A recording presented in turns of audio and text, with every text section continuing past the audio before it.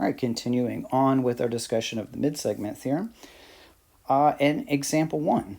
Example 1, we do need a piece of graph paper. So if you could, go ahead and grab a piece if you have one available. If you don't, just open your Springboard book to some random page, and in the margin, you'll probably find a piece. Okay, so now that we have a piece of graph paper, I would like for you to graph triangle ACE that has coordinates A at -1, -1. C is at 3, 5, and E is at 7, -5. When I'm done graphing it, it should look sort of like this. So here's my points. Use my straight edge to connect the dots, and I have my triangle. Okay, the next part of this is to graph the midsegment MS that connects the midpoints of AC and CE. Well, the midpoint theorem is just or not the midpoint theorem, but the definition of the midpoint. And the midpoint formula says that I just have to average the x and the y coordinates together. So if I look at point A, it's at -1 for the x coordinate, and C is at 3, so 3 minus 1 is 2, divided by 2 is at 1. Do the same thing for the y coordinates. I got 3, I got -1 plus 5 is 4, 4 divided by 2 is 2, so it looks like this midpoint is at 1, 2. Now we do the same thing for side CE and find the coordinates of point S at 5, 0. All right, and then I connect those two things, and there's my midsegment.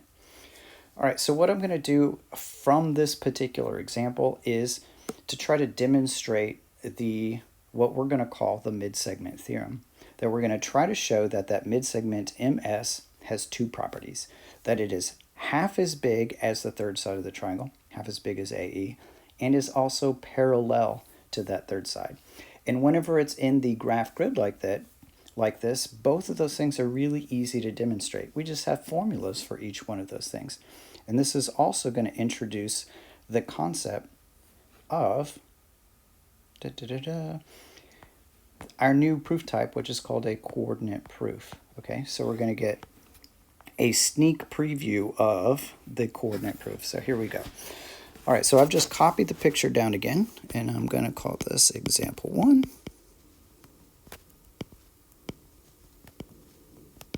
All right, and this is a sneak peek of a coordinate proof.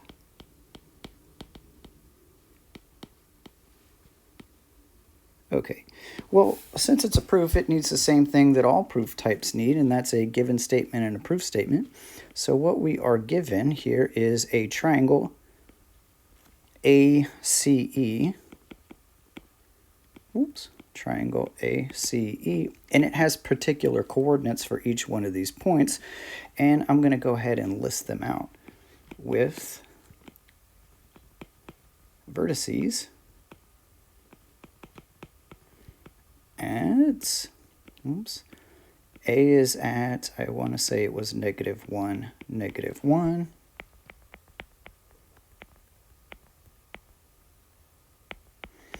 And C was at 3, 5.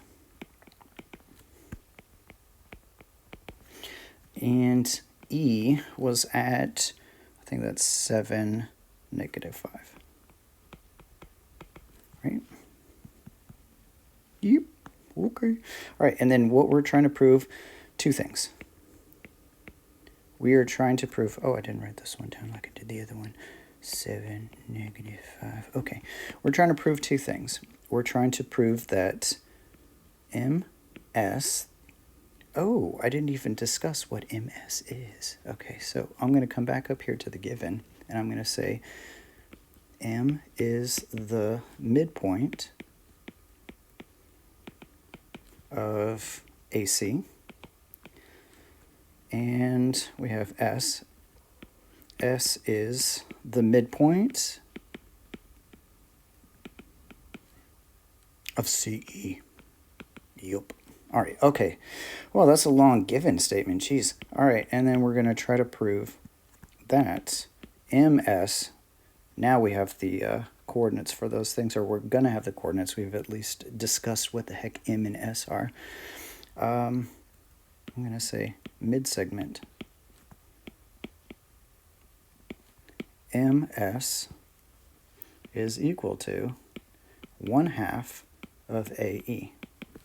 Okay, and then I'm going to also try to prove that the segment MS is parallel to AE. All right, so just a quick little discussion about like how we're going to do this in the coordinate plane. If I wanted to show that a segment length is half of another one, I'm going to use the distance formula on that.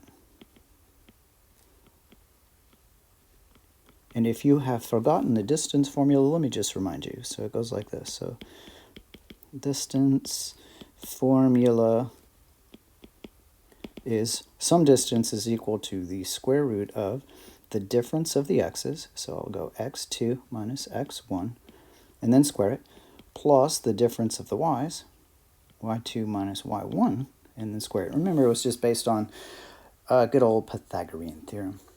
Okay, and then the second part here, so that's going to go with that. The second part here, in order to prove that two lines are parallel, how do I do that in the coordinate plane? What's true about parallel lines whenever I have them graphed? Same slope. What was that? Let me try that again. Same slope, right? Remember the slope formula goes a little bit like this. We got a change in y, so y2 minus y1, over a change in x, x2 minus x1. All right, so that kind of maps out exactly what we're going to do for this proof. And then instead of actually writing this as two columns, what we ordinarily do is we kind of write sentences, and then we perform our little operations using the formulas that we were given, okay, and on the points that we have for this problem. Okay, so I'm not going to restate the given information. Instead, what I'm going to do is I'm just going to jump right in here. I'm going to say by the midpoint formula, because I need the coordinates of m and s. So by the midpoint formula,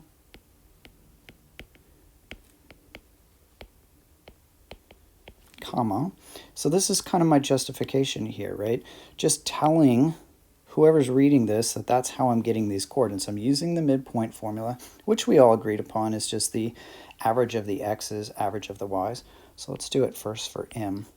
And then I just actually carry out the little the operations here, the calculations. So 3 minus 1 over 2. And then for the y coordinates, 5 minus 1 over 2. And then simplify it. So I have 2 divided by 2, I'd get 1. And then I have 4 divided by 2, I get a 2. Okay, and then I just do that one more time, this time for point S. So let's look at the coordinates that we're dealing with here. So we got 3 and a 7. So 3 plus 7 over 2. And then we have a 5 and a negative 5. 5 minus 5 over 2. Which gives us final coordinates, that's 10 divided by 2 gives us a 5. And then 5 minus 5 gives us a 0. Right? And that's exactly where those points were. Right? So I'm going to label them on here real quick. There we go. All right, so we've got the midpoints, but we still haven't carried out that first part that we wanted to use the distance formula to show that ms is equal to 1/2 of AE. So that is what I'm going to do next. And again, I'm just going to kind of set this up as like a little sentence. I'm going to say by the distance formula,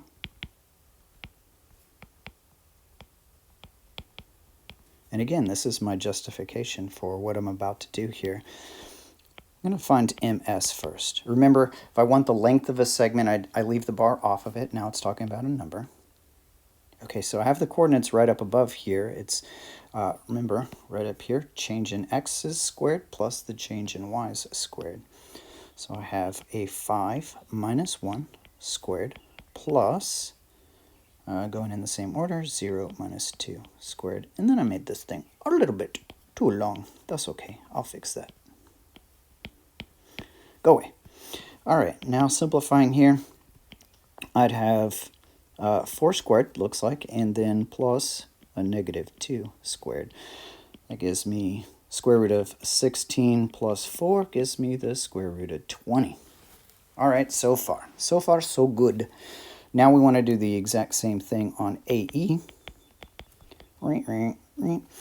So the coordinates for A, -1, -1, E is 7, -5. So I've got a 7 minus a -1, so 7 plus 1, which I'll square, plus, and I'll keep the order the same, -5 minus a -1, so -5 plus 1 squared. And then continue to simplify. I've got 7 plus 1 is 8. 8 squared plus, I'd have a -4 squared.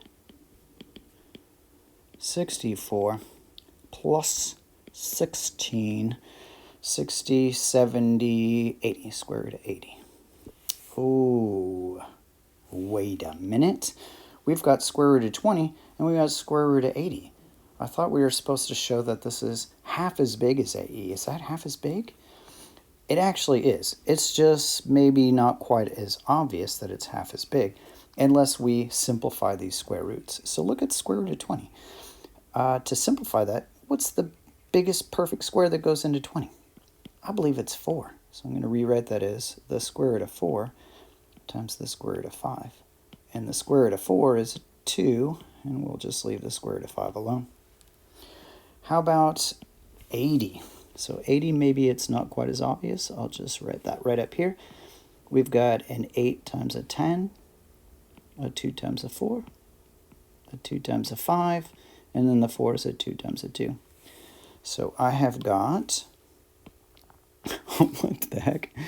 Okay, let me try maybe circling this. I've got a pair of 2's there. I've got another pair of 2's there. So 2 pairs of 2's. That means that a 2 times 2, a 4 gets to come out. And then the 5 is left alone inside of the house. All right, so now it is much more obvious that MS is exactly half as big as AE.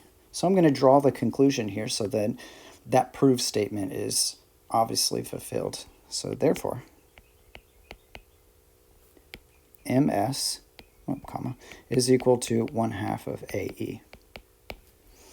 All right, so the first part of this has been proven.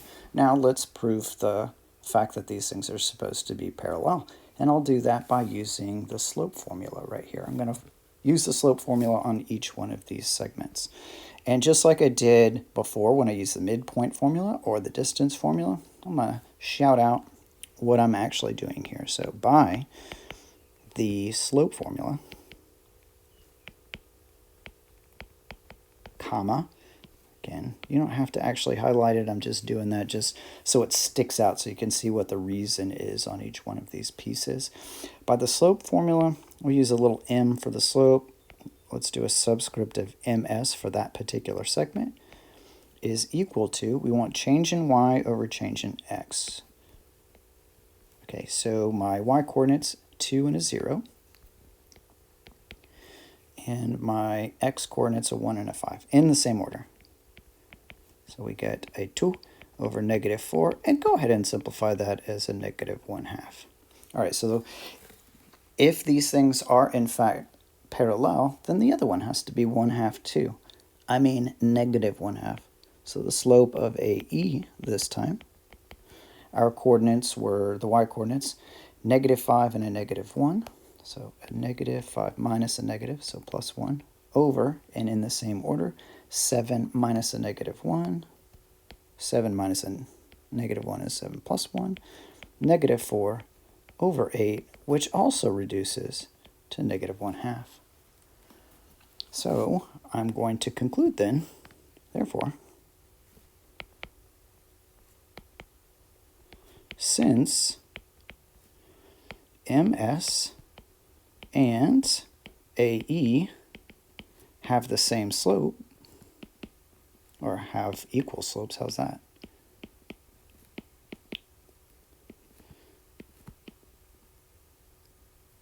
MS, let me try that again, and again, MS is parallel to AE. And there we have it. Okay, so this is going to give us a sneak peek, like I said, of a coordinate proof. So in that second objective, when we get to it, this is the kind of thing that we're going to do. This one in particular used specific numbers. Like we had coordinates definitive coordinates for A, C, and E. When we get to the coordinate proof, however, we're going to have variables instead. It should be a lot of fun. Okay, which all brings us to... Don't tell me you're going to restart. Of course you are. Okay, it's going to bring us to the midsegment theorem. So please have something written down and illustrated in your notes. Midsegment theorem goes like this. The segment connecting the midpoints of two sides of a triangle is parallel to the third side and is half as long as that side. So that segment, of course, is talking about the midsegment of that particular triangle. And any triangle has three of them. And this particular theorem is true about all three of those midsegments. So in this triangle ABC in the picture, we can see that D and E are both midpoints. That makes DE a midsegment of this triangle. Its length is half as big as AC, and it's also parallel to AC. Okay, so in the next video, we'll do a couple of exercises involving the midsegment theorem.